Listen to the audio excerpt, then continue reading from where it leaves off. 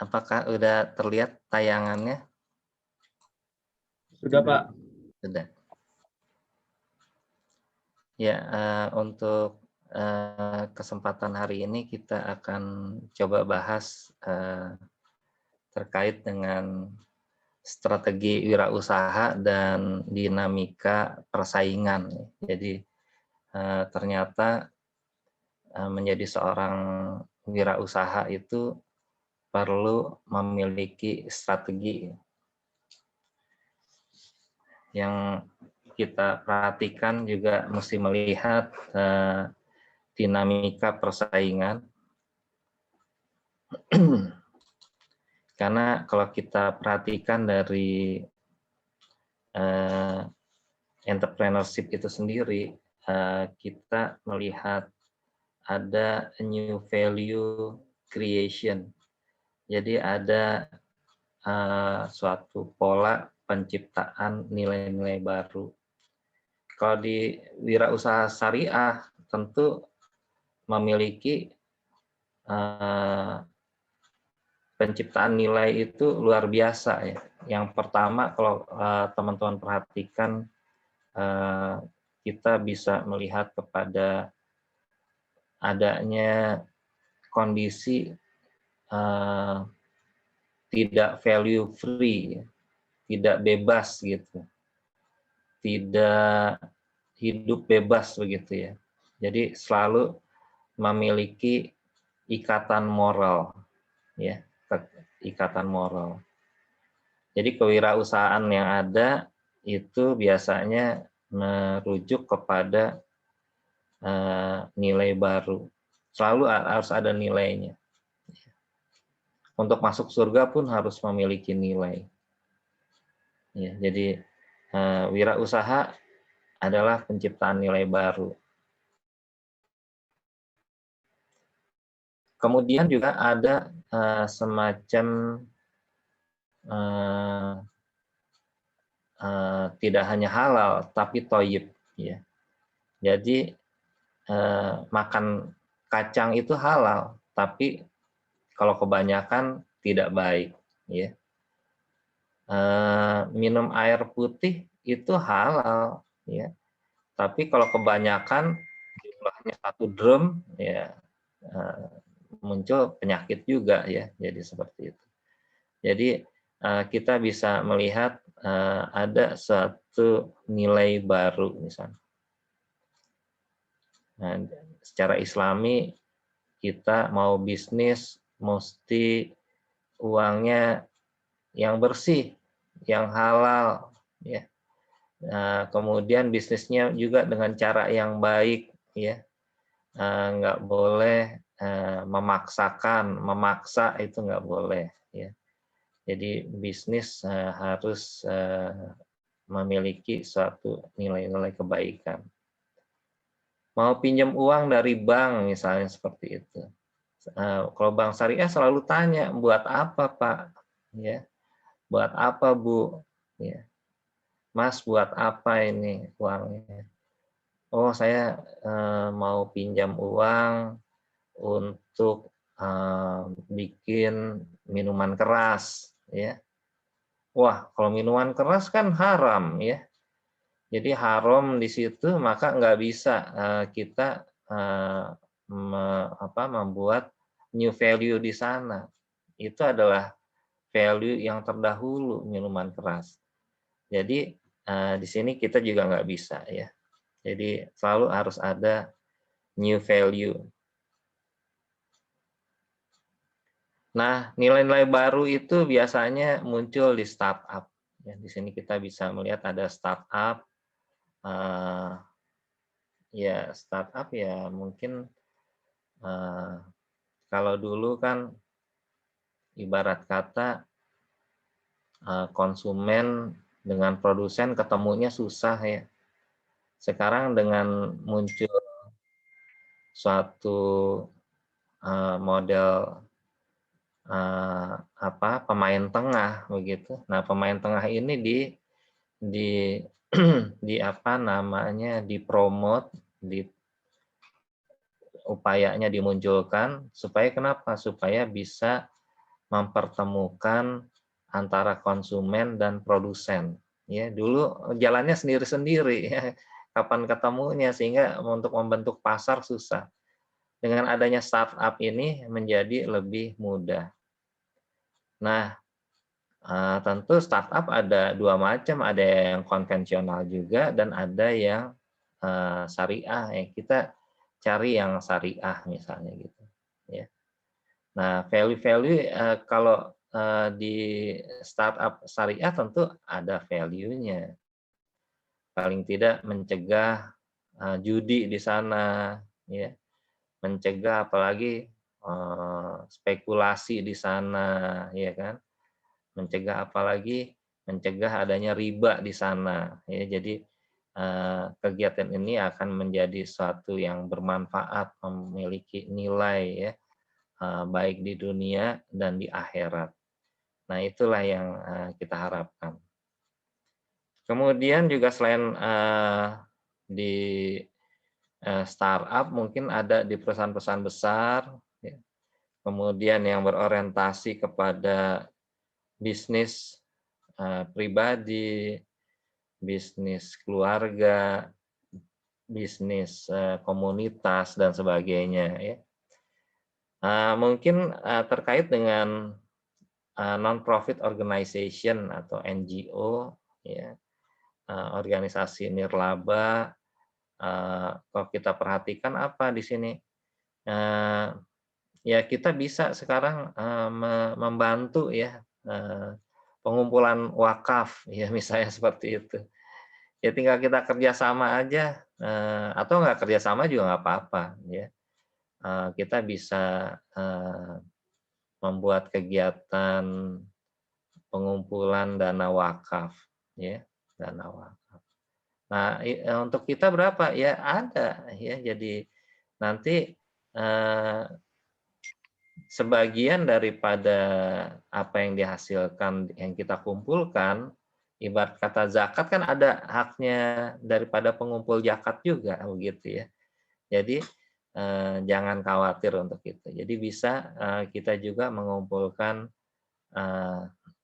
dana-dana yang seperti itu, ya. Nah, yang terakhir adalah juga kita bisa melihat new value itu muncul pada institusi yang resmi, ya, institusi yang mapan atau lembaga yang mapan.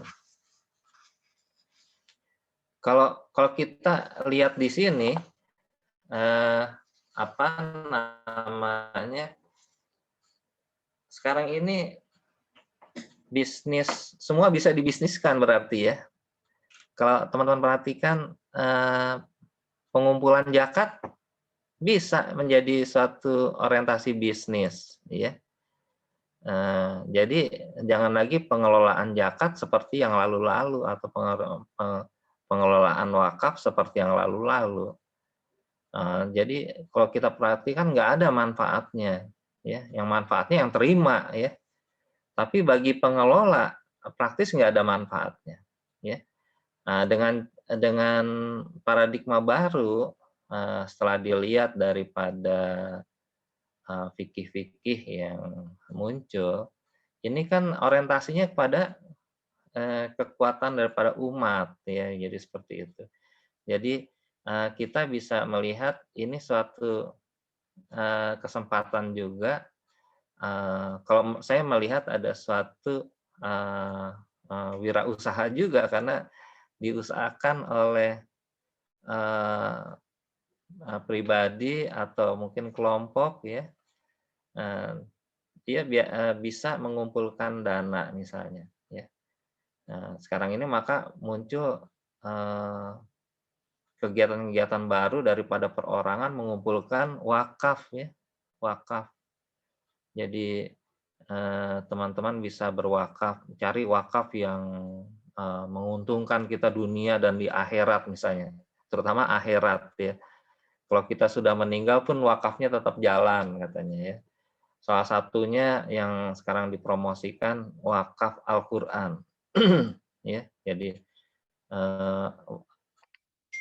kegiatan membaca Al-Quran itu sampai akhir hayat. Nah, dari mulai kita memiliki kegiatan sampai dengan kita tutup usia, ya. Nah, itu akan selalu apa namanya langgeng, ya, sampai dengan dunia ini berakhir. Nah, itu wakaf Al-Quran bisa terjadi juga. Nah, ini adalah suatu kesempatan. Zakat misalnya seperti itu juga, sedekah juga seperti itu ya. Karena kalau di Al-Quran kadang dikatakan zakat, kadang dikatakan wakaf ya, kadang bunyinya adalah sedekah ya. Jadi sedekah itu bagian daripada kegiatan bagaimana menukar intrinsik dunia menjadi intrinsik akhirat gitu ya. Jadi cuman di agama Islam yang diajarkan menukar itu. Selama kita hidup, tukar dosa-dosa kita dengan pahala, misalnya seperti itu ya. Cuman pelajaran di agama Islam yang mengajarkan itu ya. Jadi kalau teman-teman mau nukar mata uang akhirat, maka tukar waktu di dunia gitu.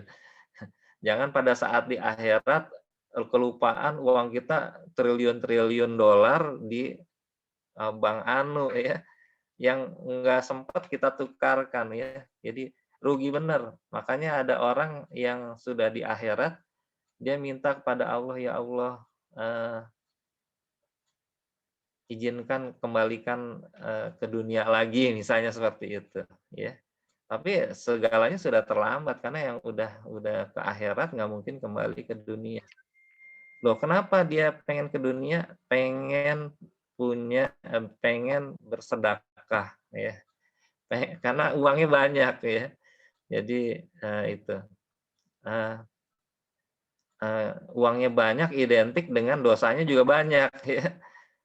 Kalau saja dia bisa sempat menukarkan dosa-dosanya saat di dunia menjadi pahala, dia dapat surga paling tinggi ya, seperti itu. Nah, jadi batasnya apa? Batasnya itu nyawanya pada saat sudah di tenggorokan ya. Kalau udah di tenggorokan, kita mau nyebut Allah aja susah kalau nggak terbiasa ya.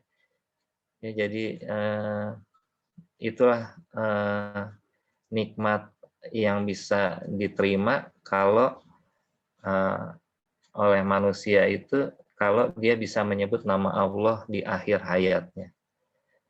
Menyebut la ilaha illallah ya. Muhammadur Rasulullah lengkap ya. Jadi 2 kalimat syahadat. La ilaha illallah aja sudah bisa memasukkan kita ke dalam surga ya. Jadi ya teman-teman jangan sampai alergi dengan kalimat la ilaha illallah. Justru la ilaha illallah itu bisa menolong kita masuk ke dalam surganya Allah ya. Jadi kita nggak boleh berpikir berburuk sangka kepada Allah. Nah, dengan kalimat la ilaha illallah, surga ya, masuk dalam surga. Nah, kita lihat di sini opportunity daripada kerangka analisis peluang yang kita selalu terkait 3 ya. Ada kesempatan, ada sumber daya yang kita kelola, dan ada wirausaha. Itu selalu yang terjadi seperti itu. Ya, jadi kalau kesempatannya besar, maka bisa berdampak kepada wirausahanya akan menjadi besar. Atau kesempatan ini juga akan membuka peluang adanya sumber daya yang menjadi lebih besar. Ya, jadi ini saling simultan. Yang ini besar, yang ini besar, yang ini besar. Yang ini besar, yang ini besar, yang ini besar. Ya. Yang ini besar, yang ini besar, yang ini besar. Jadi ketiganya saling sinergi satu sama lainnya.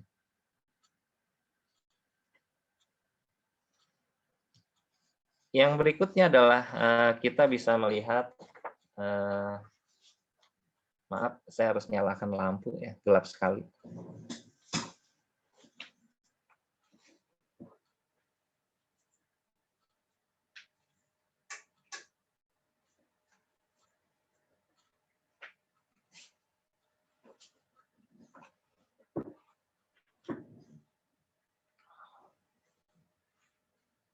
Iya, mau hujan ya, di tempat saya sudah gelap ya. Kita perhatikan kalau dari biasanya dari startup ya, biasanya peluangnya membutuhkan ada pengalaman ya, pengalaman yang pernah dia alami selama bekerja ya. Jadi atau pengalaman yang terdahulu terkait dengan startup itu. Kemudian yang kedua mungkin juga terkait dengan hobi. Jadi teman-teman punya hobi itu bisa mendatangkan suatu wirausaha. Ya, jadi startup jangan diartikan seperti fintech itu ya. Jadi startup ya usaha awal lah begitu ya. Masuk kita ke dalam bisnis pertama kali itu startup ya. Jadi kita jangan terbelenggu dengan financial technology gitu ya. Jadi kenyataannya banyak ya. Intinya kita punya pengalaman ya, itu bisa menjadi start our business up begitu ya. Kemudian yang kedua hobi kita ya, hobi dulu membuat kotak-kotak paket itu tidak ada nilainya, tapi sekarang suatu bisnis yang sangat bagus ya, bikin kertas kado, bikin kotak kado dan sebagainya. Kemudian bikin bentuk-bentuk kotak untuk dijual kepada pengguna jasa online begitu ya. Sekarang ini kotak banyak banget, bentuknya berbagai macam ya. Kita mudah mendapatkannya sekarang. Kemudian tipe-tipe plastik juga sekarang mudah didapatkan ya. Kemudian juga untuk awal bisnis biasanya kita perlu mendapatkan suggestion by friend or family ya. Jadi kita harus banyak cari tahu ya, nggak boleh merasa paling tahu, merasa paling mampu untuk berbisnis ya. Banyak informasi penting datang dari keluarga atau teman-teman kita terkait dengan bagaimana pengepakannya, bagaimana kalau nanti barangnya tidak sampai dan sebagainya. Kita bisa tanya kepada teman-teman kita ataupun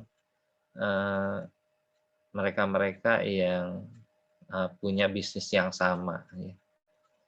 Kemudian bisa membuat suatu acara-acara yang atau event-event yang terkait dengan produk kita dan saling melakukan perubahan. Ya.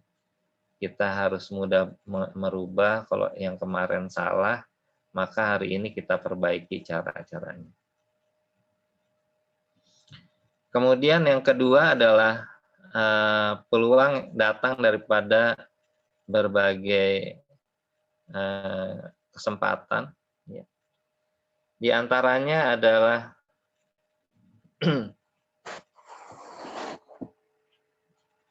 dari perusahaan-perusahaan yang sudah mapan. ya. Mungkin kita bisa melihat peluang-peluang yang mereka dapatkan terkait dengan kebutuhan-kebutuhan pelanggan, ya. Kemudian juga yang kedua, apa saja yang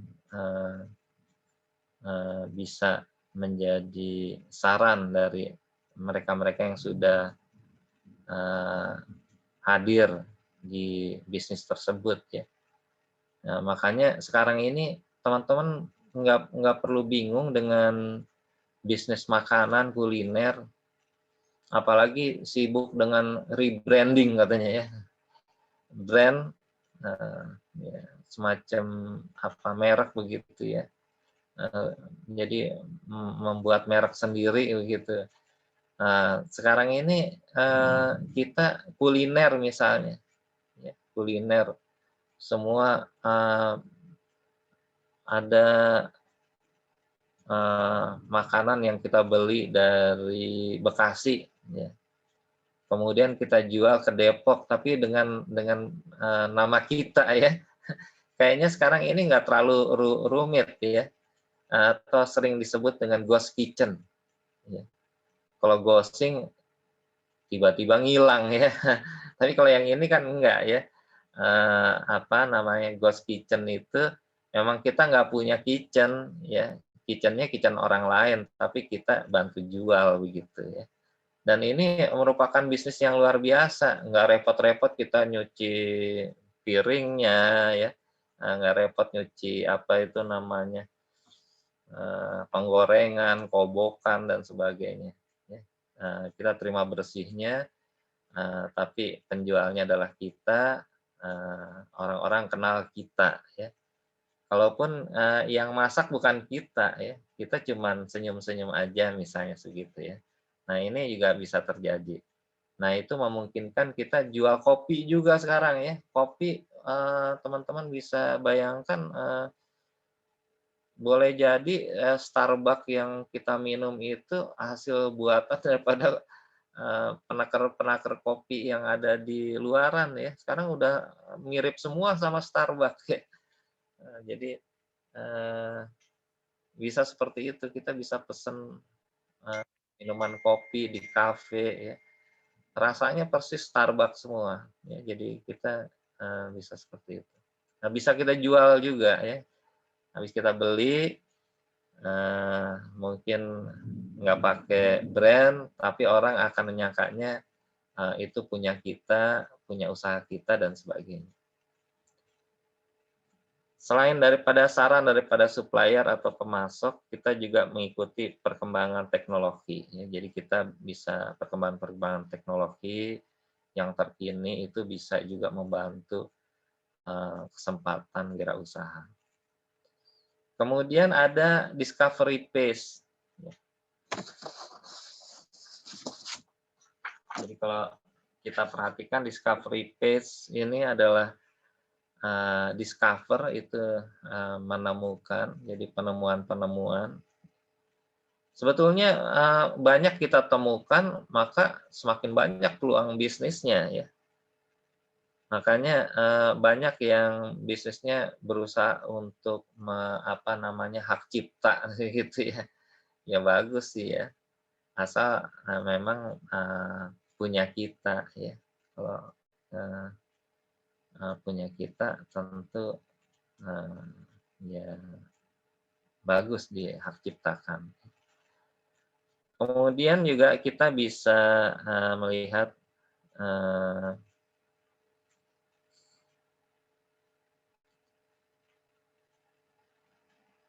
ada suatu periode kita menyadari konsep bisnis baru. Nah, ini bisa kita develop menjadi suatu bisnis kita di kemudian hari. Misalnya, kalau kita sempat makan di apa itu yang bubur, apa ya, bubur tan gitu, apa itu ya? Ikan susu, Pak. Hah?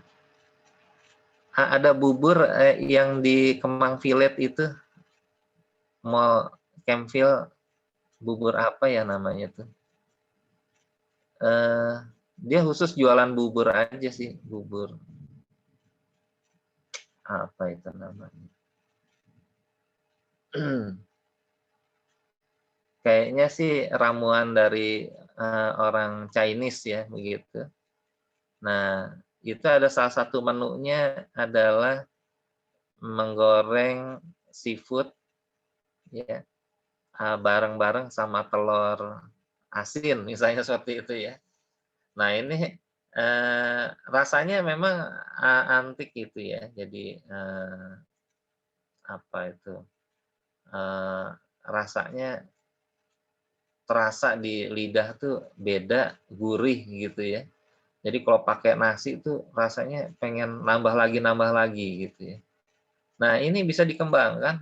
Ternyata campuran antara telur asin dengan eh, protein hewani lainnya itu memberikan rasa yang enak ya. Belum lagi kalau kita bikin nasi goreng dikasih misalnya paduannya gorengan telur asin dengan protein hewani lainnya ya atau eh, protein nabati itu jadi lebih ini enak ya. Sehingga itu akan menjadi jenis masakan baru misalnya seperti itu. Ya. Hal itu bisa terjadi karena spontan ataupun dari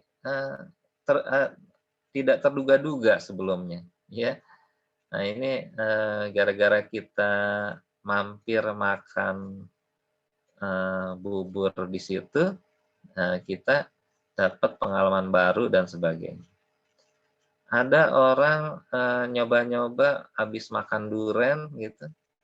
Oh ternyata duren bisa dibikin cake ya, pancake duren itu ya. Dan ini bisa menjadi suatu kesempatan wirausaha juga. Kemudian kita melakukan kegiatan apa itu misalnya kalau di kegiatan PKM antara mahasiswa dosen ya dengan pihak luar misalnya itu bisa jadi menjadi suatu solusi yang kreatif ya karena ada permasalahan yang muncul di UMKM kemudian mahasiswa terlibat dosennya terlibat muncul hasil pembahasan-pembahasan yang memberikan solusi ya itu juga bisa menjadi kesempatan bisnis.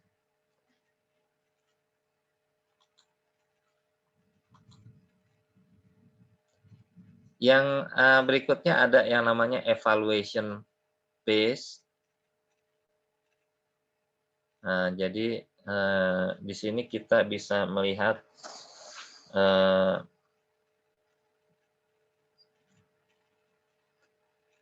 secara jernih apakah suatu bisnis itu bisa kita lakukan. Ya. Tentu di sini kita melihat kepada suatu bisnis yang matang, ya, yang bisa menguntungkan maksudnya. Yang kalau kita bicara dengan pelanggan itu nyambung, ya. Jadi pelanggan tahu yang kita bisniskan adalah makanan yang memiliki efek pengobatan. Ya. Nah, kalau itu yang digelutinya, maka pelanggan harus tahu bahwasanya, oh rasanya memang rada-rada getir-getir gitu misalnya. Rasanya memang manis, tapi kok rada ada yang lainnya gitu ya. Jadi ini harus ada komunikasi yang jelas dengan customer-nya, pelanggan. Oh begitu rasanya. Ternyata agak unik juga ya rasanya, seperti itu. Sehingga customer, yakin bahwasanya ini produk bisa menyembuhkan sakit diabetes, sakit jantung yang berdebar-debar ya, atau mungkin, yang dirasakan lainnya pusing-pusing atau sloyogan ya, jadi bisa, dia yakin, oh ini obatnya. Rasanya agak-agak sedikit asam, iya memang begitu, asam tapi seger kan gitu ya. Jadi dia, merasa, yang dimakan atau yang diminum itu memang obatnya, seperti itu. Kemudian juga melakukan, eee, diskusi dari berbagai tahapan produksi atau mungkin ada masalah-masalah terjadi pada pengiriman, logistik dan sebagainya. Ini dilakukan, pembahasan apakah obat itu, selama ini bisa sampai sesuai dengan waktunya misalnya. Karena waktunya nggak boleh 3 hari nih, ya. Karena hari keempat atau kelima udah mulai busuk, ya kan gitu ya. Jadi, mereka harus tahu, ya jadi nature-nya pengiriman ataupun pengolahan, yang terbaik adalah, dari periode 2 minggu ke 3 minggu dan sebagainya. Jadi mereka harus, tahu dengan, dampak produksi maupun pengiriman hasil produksi. Yang perlu dicermati adalah, di mana dia harus jual, ya. Di mana potensial market-nya di mana, ya. Segmentasi market-nya, apakah orang tua, apakah orang, remaja, atau mungkin, konsumsinya anak-anak, ya. Jadi ini harus jelas segmennya, eee eee, market potensialnya ada di Jakarta Utara atau Jakarta Pusat, misalnya seperti itu. Oh, karena ini segmennya orang kerja, maka Jakarta Pusat. Dan hari-harinya kalau dijual ya jangan di hari Minggu, ya. Mungkin Senin sampai dengan Jumat, ya, seperti itu. Jadi segmennya jelas, oh ini kalau gitu bentuknya seperti warteg ya, gitu ya. Ya mungkin makanan-makanan, yang bisa dikonsumsi siang hari dan sebagainya. Kemudian, produk konsepnya itu, eee, perlu juga pengujian konsep produk itu, dilakukan ya, terutama dari sisi untuk kualitas ya, tahan berapa lama dan sebagainya. Kemudian kontennya apa aja, eee, kalau berapa lamanya tentu terkait dengan expired date-nya ya, jadi jangan sampai disimpan lama-lama. Kemudian, eee punya satu kelompok yang, eee, memiliki orientasi bisnis yang sama. Jadi kita punya fokus group namanya ya. Jadi, kita bisa tukar pemikiran satu sama lain tentang masalah yang biasanya sama, ya. Dan dilakukan uji coba, eee, apalagi terkait dengan hasil yang ada pada pengguna akhir, ya.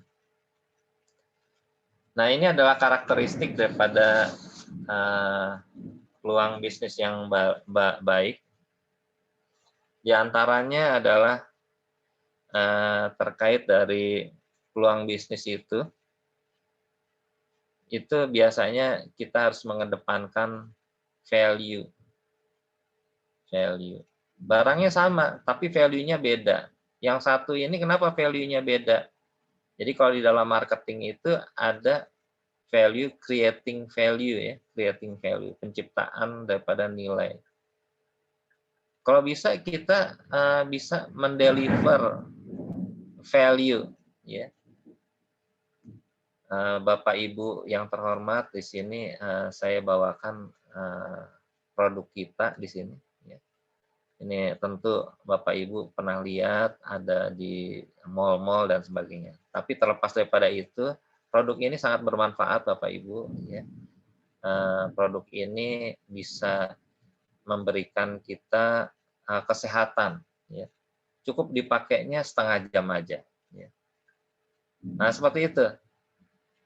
Satu, dia udah terbentuk di pikirannya setengah jam, ya. Kemudian jangan takut Bapak Ibu ini akan rusak, ya. Kalaupun rusak itu biasa dan kita berikan pasca penggunaan, ya, misalnya gitu. Apa sih namanya? Setelah kita gunakan rusak, terus kita dapat memperbaiki, ya, service, ya, di pelayanan daripada perbaikan. Nah, dua, dia sudah dapat pengalaman. Yang pertama tadi cuman dipakai setengah jam, yang kedua kalau rusak nggak takut rusaknya parah. Yang ketiga, deliver juga. Bapak Ibu kalau semamanya, karena ini produk kesehatan, kalau digunakan, ya, memang sangat simpel, tapi juga bagi Bapak Ibu yang nggak bisa menggunakannya, kita berikan buku pedoman. Nah, loh, pedoman buat apaan kan gitu. Oh, ini macam-macam nih. Karena ini yang kita deliver adalah produknya apa itu? Untuk bikin jus, ya. Bikin jus. Maka menu apa aja yang bisa dibikin dengan mesin jus itu tentu akan memberikan daya tarik. Kalau daun ini ditambah buah itu, ditambah buah ini kita mix, rasanya jadi seger banget gitu ya. Bisa menyembuhkan jantung gitu ya, bisa menyembuhkan paru-paru. Nah, itu ada deliver value yang kita bisa bangkitkan dari produk tersebut. Kemudian yang kedua adalah terpikir sebagai bisnis yang bagus, durable, awet enggak sih alat itu. Kita bisa lihat keawetan daripada produk mesinnya ataupun produk hasilnya. Hasilnya ternyata sangat durable, sangat awet, ya, karena bisa mengurangi buah itu menjadi coklat misalnya, ya, seperti itu. Yang berikutnya ada hal-hal yang terkait dengan capaian, ya. Mudah kita mencapai dari sebelumnya. Kalau kita membuat jus, kita udek-udek satu hari cuman ada 5 gelas, tapi dengan mesin ini kita bisa 100 gelas. Wah, bagus ya untuk bisnis. Kemudian juga memiliki daya tarik atau atraktif, ya, menarik sekali. Nah, itu juga bisa membuat efek ikutannya lebih luas.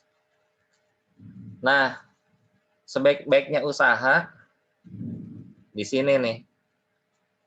Biasanya yang kejadian kalau kita mau bisnis, yang kurang itu dari dulu sampai dengan sekarang itu. Ya. Biasanya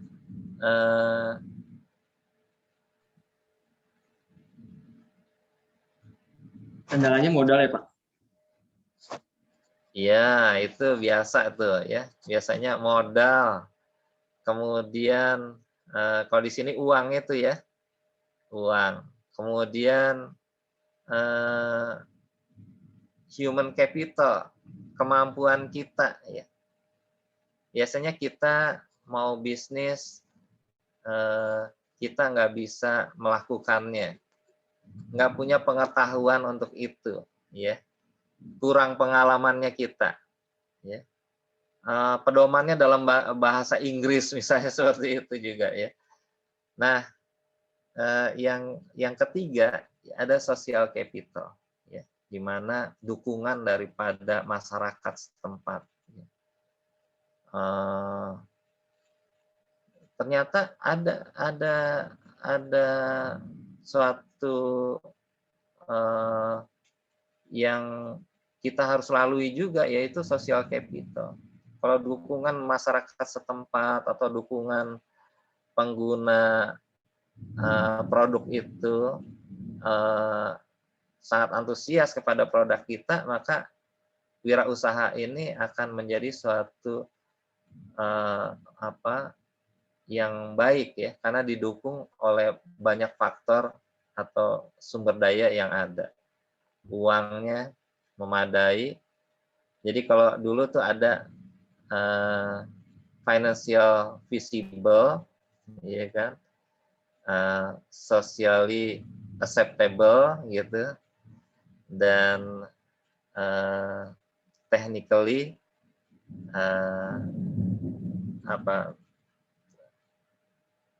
operated, ya, jadi bisa dilakukan secara teknis secara mudah begitu, kemudian tersedia dananya, kemudian dapat dukungan masyarakat. Ya.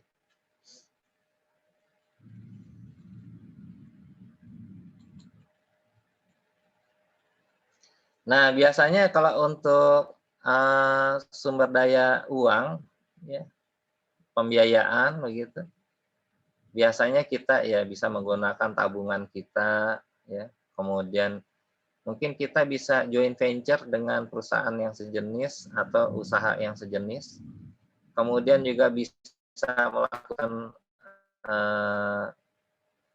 pendekatan mungkin pakang atau separuh kita jual sebagai saham orang lain misalnya gitu, ya. Ayo kita bikin kegiatan, biarin deh kamu 60, saya 40 misalnya, seperti itu, ya.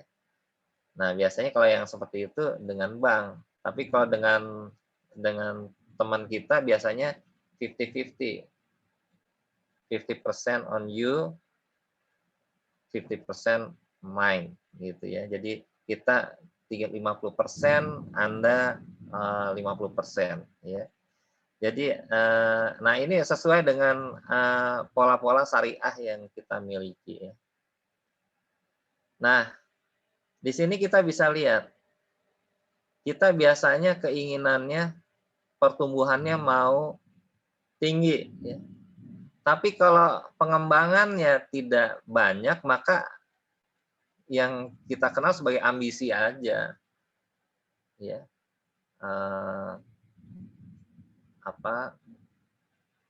Tenaga kurang, banyak maunya tapi tenaga kurang misalnya, ya. Jadi ambisi itu. Atau mungkin banyak keterbatasan karena inovasinya diharapkan tinggi tapi pertumbuhannya nggak tinggi.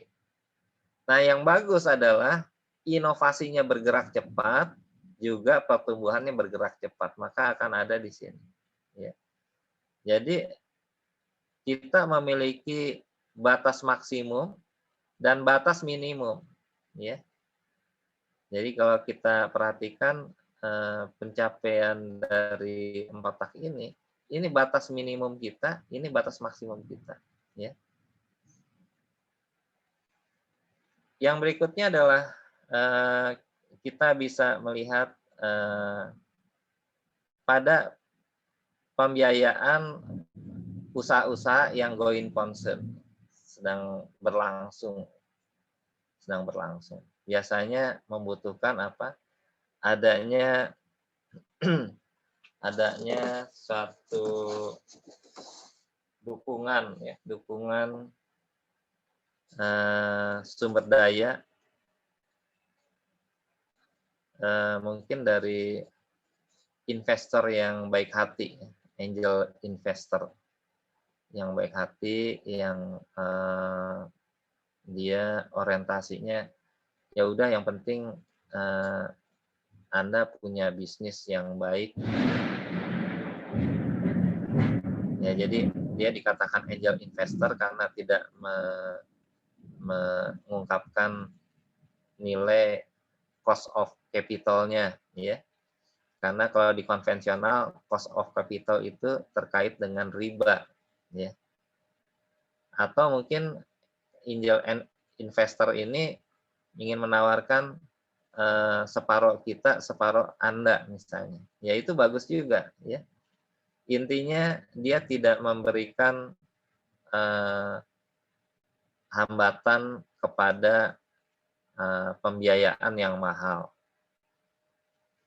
Kemudian juga ada terkait modal usaha, mungkin dikombinasikan dengan pembiayaan ekuitas atau pembiayaan secara saham. Kemudian juga kita mengenal ada commercial bank, kita pinjam dari bank. Jadi the last tender resource katanya, ya. Kalau kita udah terakhir ya pinjamnya ke bank. Ya. Tapi kalau yang dulu-dulu pilih mana, bank atau tengkulak? Karena bunganya lebih rendah ke bank, maka orang ke bank. Ya. Tengkulak bunganya tinggi, ternyata juga tidak kekurangan nasabah. Loh kenapa seperti itu? Kalau di bank highly regulated, aturannya banyak, begitu. Tapi kalau di tengkulak itu mudah untuk mendapatkan pendanaan. Ya, jadi makanya orang benci terhadap tengkulak, tapi merindukannya dia juga, ya, karena dia bisa memberikan pendanaan yang murah. Ya, jadi teman-teman bisa lihat di situ, yang kita antisipasi sekarang banyak sekarang fintech atau startup yang cuman berubah dari model tengkulak sebetulnya, ya. Orang bisa lolos dari lubang singa tapi masuk lubang buaya misalnya seperti itu. Nah, jadi ini yang kita khawatirkan, mudah-mudahan itu tidak terjadi pada fintech syariah. Ya, jadi fintech itu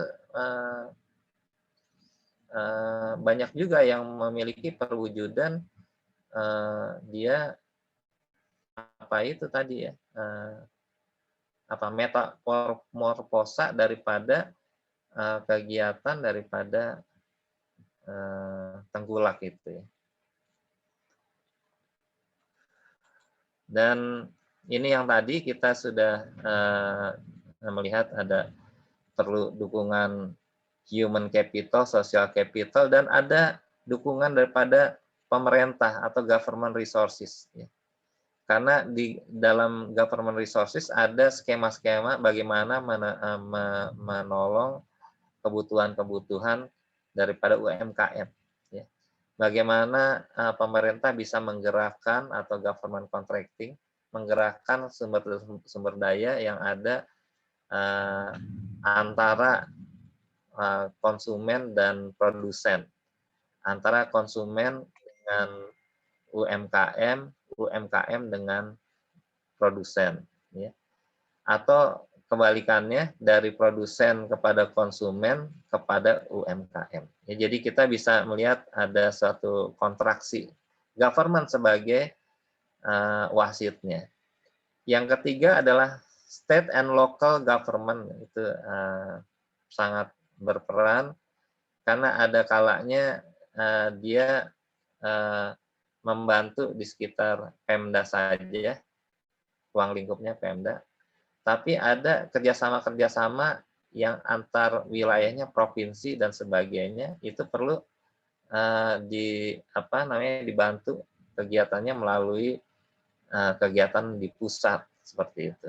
Ya, jadi ini yang terjadi adalah memerlukan sumber daya daripada government. Yang terakhir adalah kita bisa melihat ada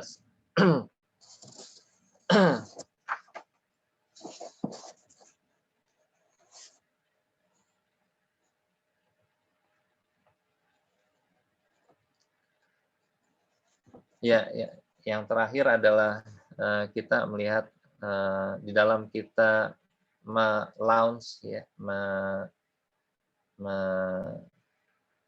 menghadirkan pola-pola baru, kita juga tentu membutuhkan kepemimpinan, ya, kepemimpinan. Kepemimpinan di sini tentu yang courage, ya, yang bisa mendorong, bisa mampu menggerakkan gitu. Ya, kemudian dia juga memiliki apa?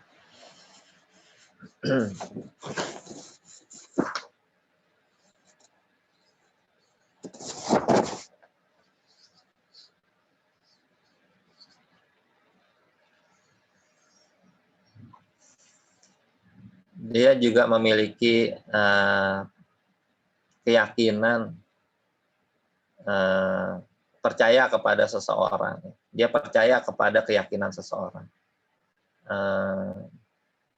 Jadi kita nggak boleh ragu. Kalau kita ragu, tentu peluang kita diambil sama yang lain. Nah, seperti itu ya. Jadi believe in one conviction.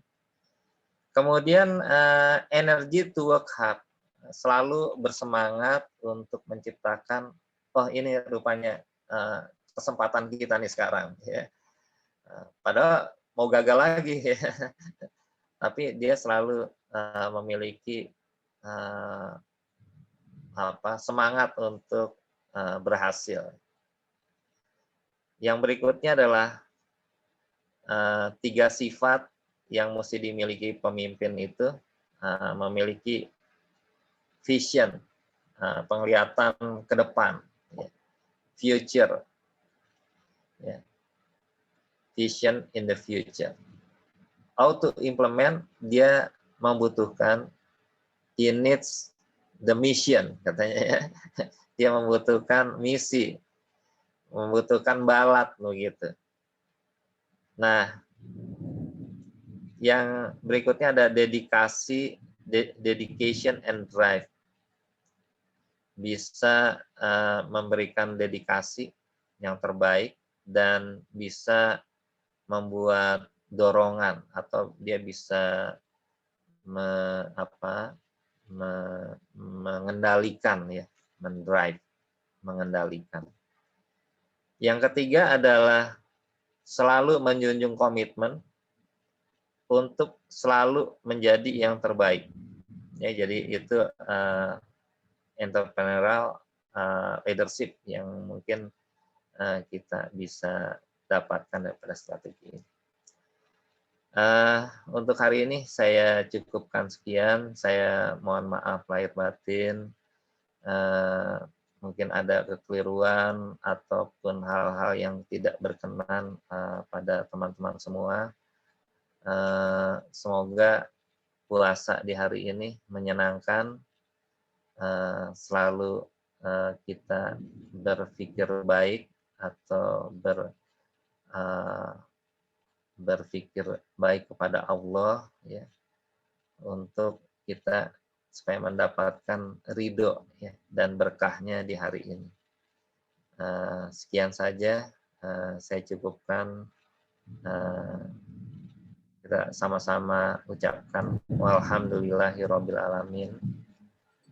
Wassalamualaikum warahmatullahi wabarakatuh. Waalaikumsalam warahmatullahi wabarakatuh. Waalaikumsalam warahmatullahi wabarakatuh. Terima kasih, Pak. Sama-sama. Saya mohon pamit, ya. Terima kasih, Pak. Iya, Pak. Sama.